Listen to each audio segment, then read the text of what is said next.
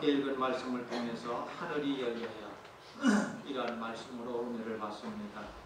하나님의 인내의 때가 찬 어느 날 선지자 엘리야는 하나님의 명령을 따라서 이스라엘의 왕 아합에게 외치게 됩니다. 열왕기상 17장 1절 말씀 보면 내가 섬기는 이스라엘 하나님 여호와께서 살아계심을 두고 맹세하노니 내 말이 없으면 수년 동안 비도 이슬도 있지 아니하리라 하니라 이렇게 말씀을 합니다.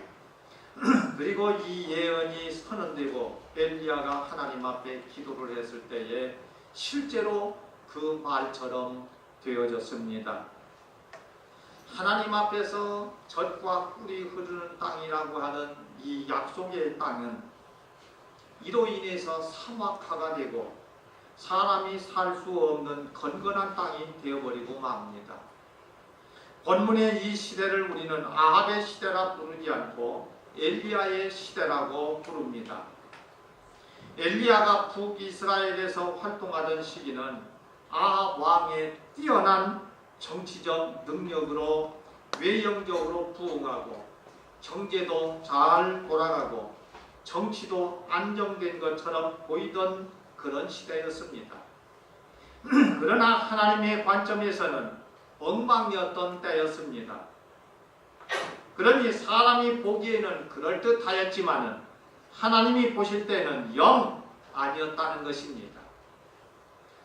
통치자였던 아합과 이세벨이 여호와의 제단을 파괴하고 선지자들을 죽이고 백성들로 하여금 우상을 섬기도록 하는 범죄를 저지르고 그 죄악이 하나님 앞에 상달되었던 때였습니다. 세상적으로 정치적 성공을 대단하게 생각하는 사람의 관점과 그 시대와 나라의 영적인 민감성을 보시는 하나님의 사람의 관점은 이렇게 차이가 있습니다. 사람이 보는 관점과 하나님이 보시던 관점은 차이가 있다는 말입니다. 사람이 볼 적에는 그저 무리가 없었습니다. 그러나 하나님이 보실 적에는 아니었습니다. 그러므로 항상 중요한 것은 뭐냐면은 하나님이 보실 때에 뭐라고 말씀을 하시느냐가 굉장히 중요하다는 것을 알아야 됩니다. 하나님께서 노아 홍수 이후에 더 이상 물로 심판하지 않겠다고 언약을 하셨고 무지개를 상징으로 주셨습니다. 그러나 이제 엘리야의 기도로 하나님께서는 잠시 하늘문을 닫으십니다. 하늘에도 문이 있습니다. 야곱은 루스 들판에서 환상 중에 하나님을 만난 후에 이곳은 하나님의 집이요 하늘문이라 이렇게 고백을 했습니다.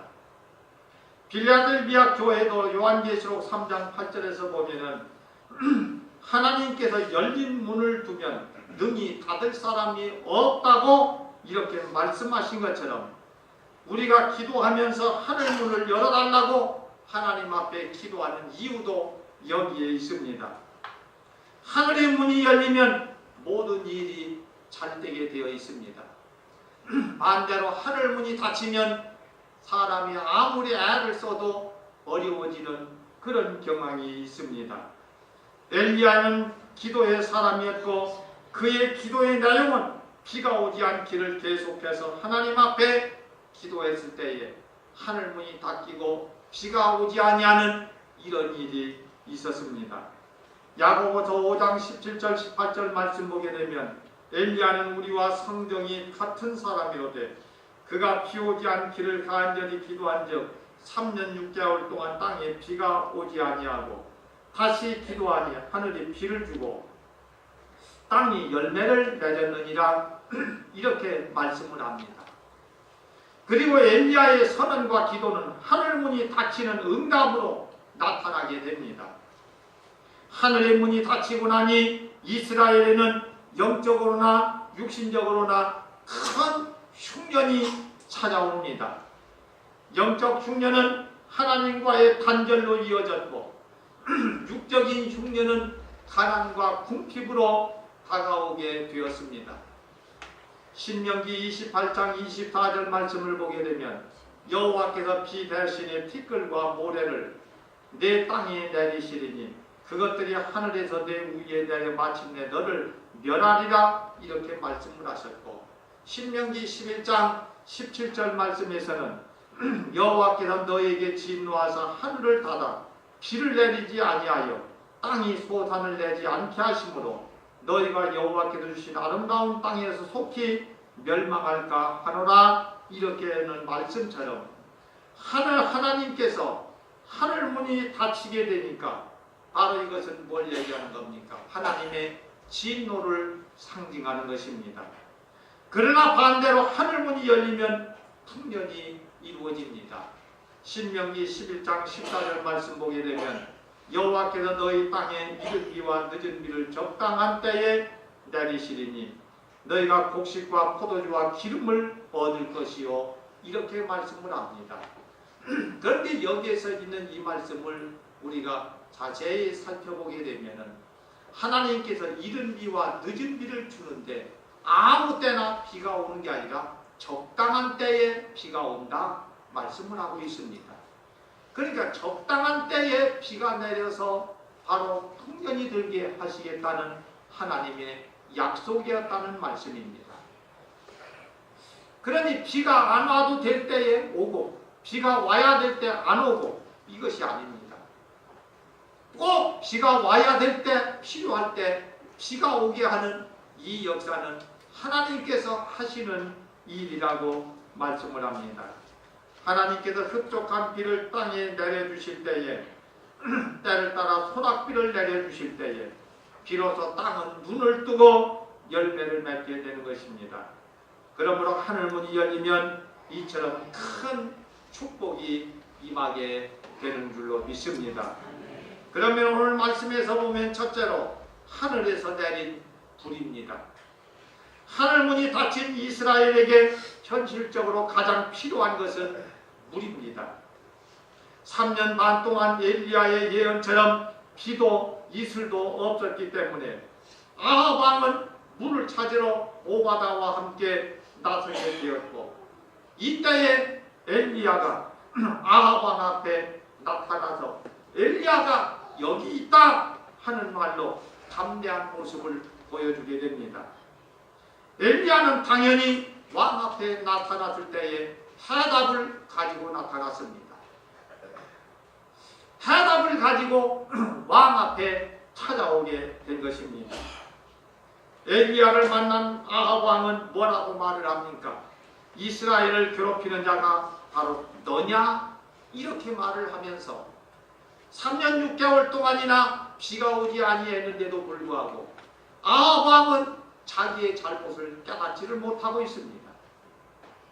자기는 잘못한 것이 하나도 없는 것처럼 그렇게 말을 하고 모든 잘못이 엘리야에게 있다고 이렇게 말을 하고 있습니다. 이에 엘리야는 말합니다.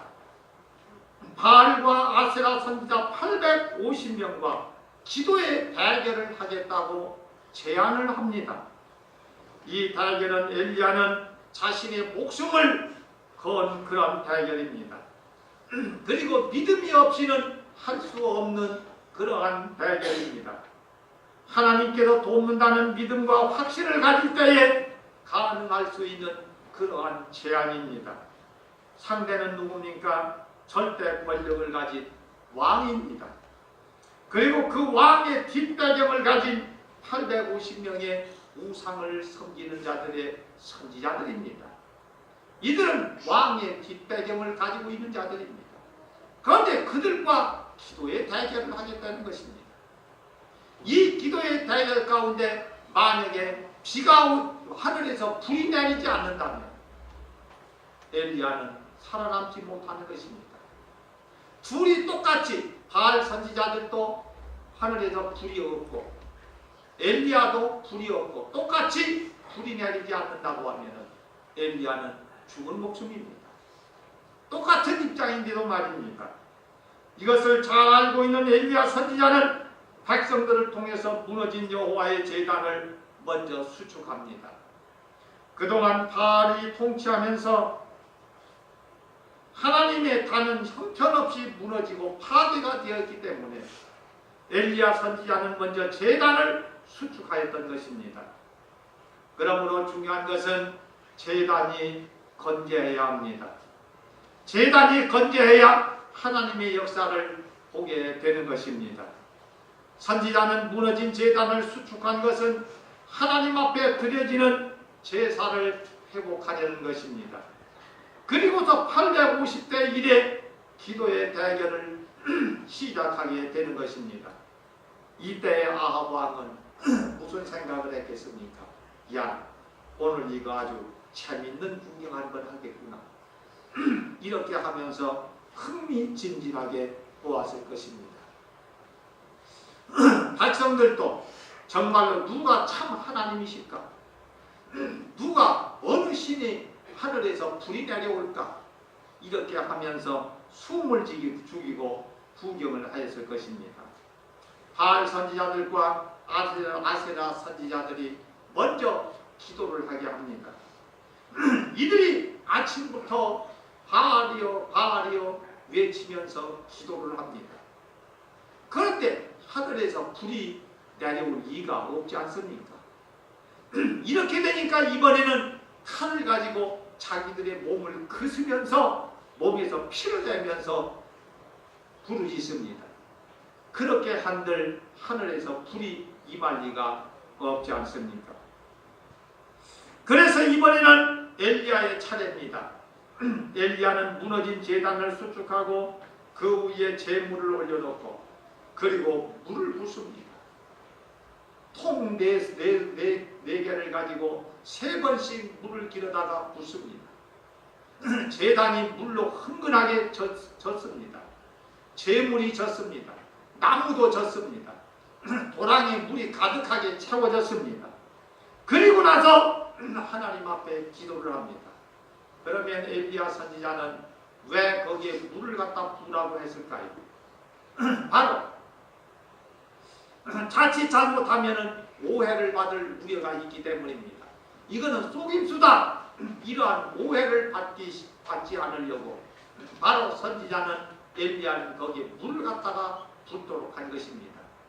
물이 흥건한데 그 가운데에서 진짜 하늘에서 불이 내린다면 이거는 진짜 하나님의 역사로 인정을 할 수밖에 없기 때문에 선지자는 물을 갖다 부으라고 한 것입니다. 그리고서 하나님 앞에 간절하게 기도를 하게 됩니다. 열왕기상 18장 36절 말씀 보면 저녁 소제 드릴 때에 이르러 선지자 엘리야가 나아가서 말하되 아브라함과 이삭과 이스라엘 하나님 여호와여 주께서 이스라엘 중에서 하나님이신 것과 내가 주의 종인 것과 내가 주의 말씀대로 이 모든 일을 행하는 것을 오늘 알게 하옵소서. 이렇게 하나님 앞에 간절한 기도를 드립니다. 간절하면서도 간략한 기도를 드렸습니다. 이때의 기도의 응답으로 열왕기상 18장 38절 말씀 한번 다 같이 한번 읽어보겠습니다. 자, 시작. 이에 여호와의 불이 내려서 번제물과 나무와 돌과 흙을 태우고 또 도랑에 물을 핥은지라. 자, 엘리야의 기도에 응답이 이루어졌습니다. 엘리야의 기도에 하늘에서 불이 내렸습니다. 불이 내려서 물이 흥건하게 적셔있던 나무를 태웠습니다. 재물을 태웠습니다. 돌과 흙을 태웠습니다. 도랑의 물을 바짝 마르게 했습니다. 이거야말로 하나님의 역사가 아니고서는 있을 수 없는 그러한 기적의 역사를 이루게 된 것입니다. 여기에서 우리는 두 가지의 현상이 나타났을 것으로 봅니다. 먼저 이스라엘 백성들입니다. 하늘에서 불이 내려서 제물을 태우는 이 광경을 본 이스라엘 백성들은 야! 정말로 여호와 하나님이 진짜 하나님이시다 하면서 함성의 소리가 울려 퍼졌을 것입니다. 그리고 아합 왕과 바알 선지자들 850명은 쥐죽은 듯이 숨을 죽이고 기가 죽어 있었을 것입니다. 이때 엘리야 선지자는 뭐라고 명령을 내립니까? 바알 선지자들 850명을 한 명도 도망가지 못하도록 다 붙잡으라고 명령을 내립니다. 그리고서 기손 강가로 데리고 가서 그 850명을 모두 다 죽입니다. 정말로 엄청난 개혁입니다. 이것이야말로 왕에게 정면 도전장입니다. 이 바알 선지자들 850명은 누굽니까? 왕 밑에서 녹을 먹고 있는 자들입니다. 그들을 죽였다는 것은 왕의 팔과 다리를 잘라낸 것과 같다 이 말입니다. 왕에게 정면 도전장을 낸 것과 같은 것입니다. 그렇지만은 백성들을 등에 업고 엘리야 선지자는 이 일을 감행을 했던 것을 보게 됩니다. 그렇습니다. 오늘날 영적인 가뭄을 만난 우리 한국교회와 우리 교회의 문제의 해답은 바로 불입니다. 하늘에서 불이 임해야 되는 것입니다.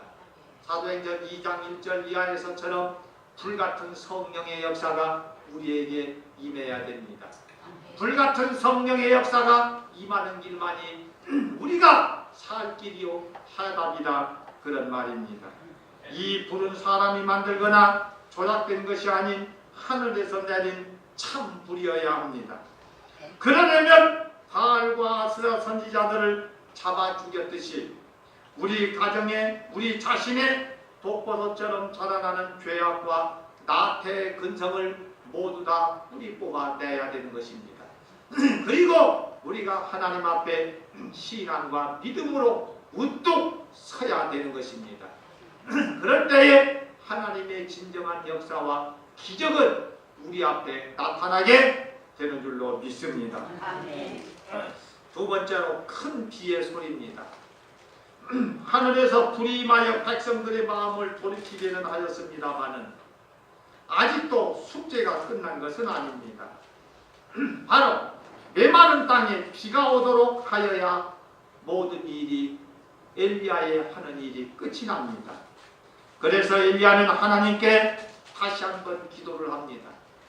무릎을 꿇고 사력을 다하는 기도를 갈멜산 꼭대기에서 하나님 앞에 드립니다. 무릎 사이에 얼굴을 묻고 기도했다고 했습니다. 여러분들 무릎을 꿇고 무릎 사이에 얼굴을 한번 묻어보십시오. 그게 쉬운 일입니까? 잘 안 되는 일입니다. 그런데 엘리야는 무릎을 꿇고 무릎 사이에 얼굴을 묻고 하나님 앞에 이 정도의 간절한 기도를 했습니다.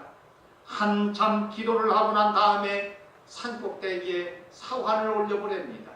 올라가서 바다 끝에 무슨 하늘에 무슨 변화가 있는지를 한번 보라는 것입니다. 이렇게 하기를 7번까지 합니다. 그리고서 마침내 바다 끝에서 손바닥만한 구름을 발견을 합니다. 이 구름은 비구름의 씨앗입니다. 축복의 장막비의 근원이었습니다. 그리고 조금 후에는 구름이 온 하늘을 덮더니 바람이 일어나더니 비가 쏟아지기 시작을 합니다. 할렐루야. 3년 6개월 동안 닫혔던 하늘문이 열린 것입니다.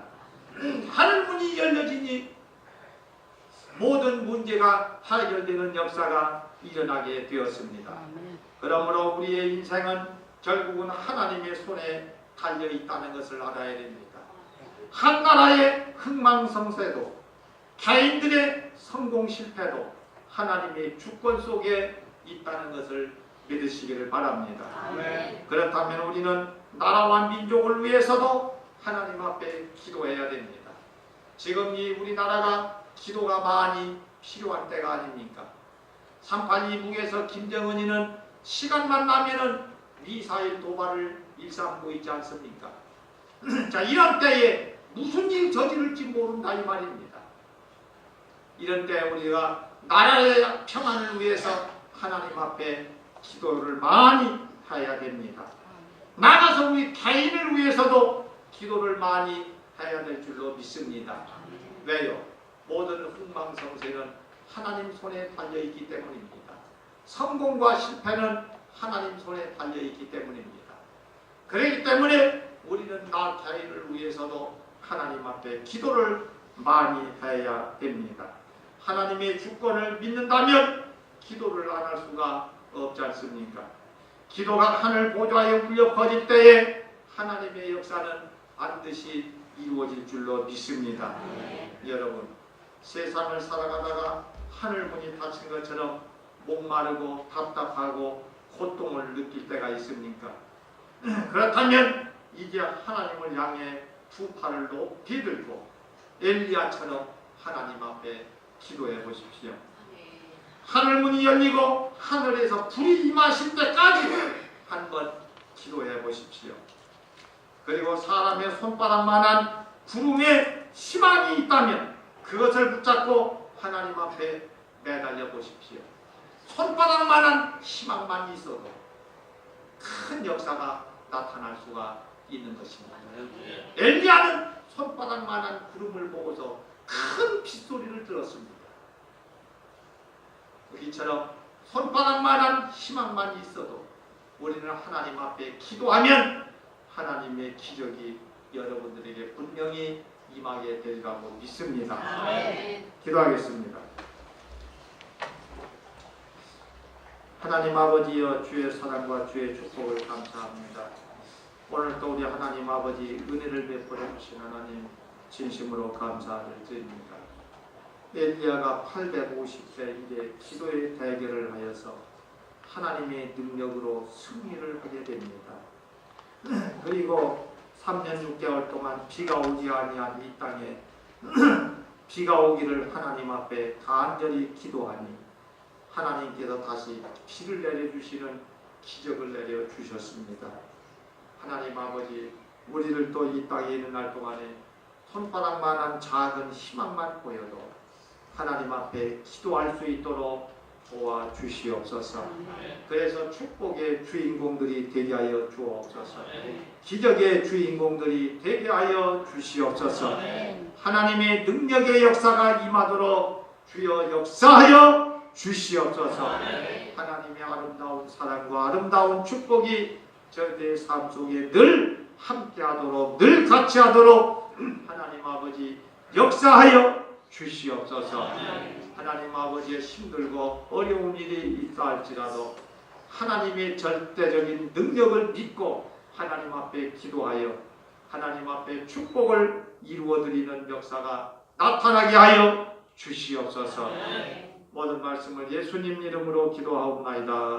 아멘. 찬송가 365장입니다.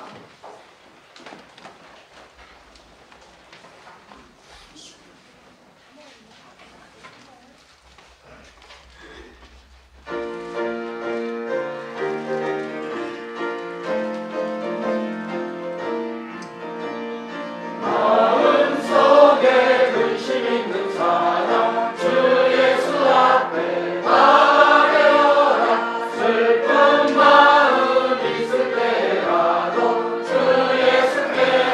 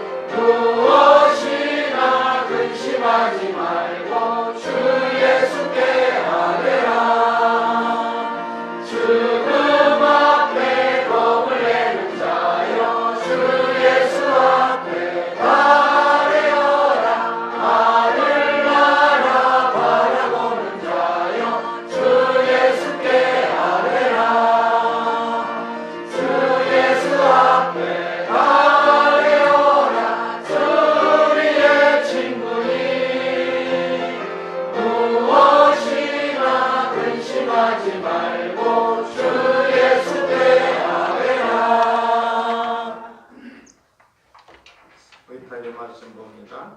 주여 우리가 주각에 쓴 성전을 사랑하오니 모이면 기도하고 흩어지면 전도하게 하소서. 내 모든 죄악을 사하며 병을 고치고 생명을 구하시며 믿음의 주께서 빛과 소금의 직분을 감당케 하소서. 아멘. 축도합니다. 지금은 만복의 근원이 되시며 우리의 구원의 주가 되시는 예수 그리스도의 은혜와 하나님 아버지의 극진하신 사랑과 성령님 감동, 감화, 위로, 교통 충만케 하심이 오늘도 말씀을 듣고 엘리야처럼 하늘에서 불이 임할 때까지 하나님 앞에 기도하고 응답받을 때까지 기도하여 모든 문제 해결과 하나님의 축복의 역사를 내 것으로 만들고 기적의 주인공이 되기를 마음속으로 소원하고 다짐하는 주의 사랑하는 성도들 머리머리 위에와 저들의 가정 위에와 직장 사업장 일터 위에와 우리 산울람 교회와 이 나라와 민족 위에 이제로부터 영원토록 항상 함께 있을지어다. 아멘.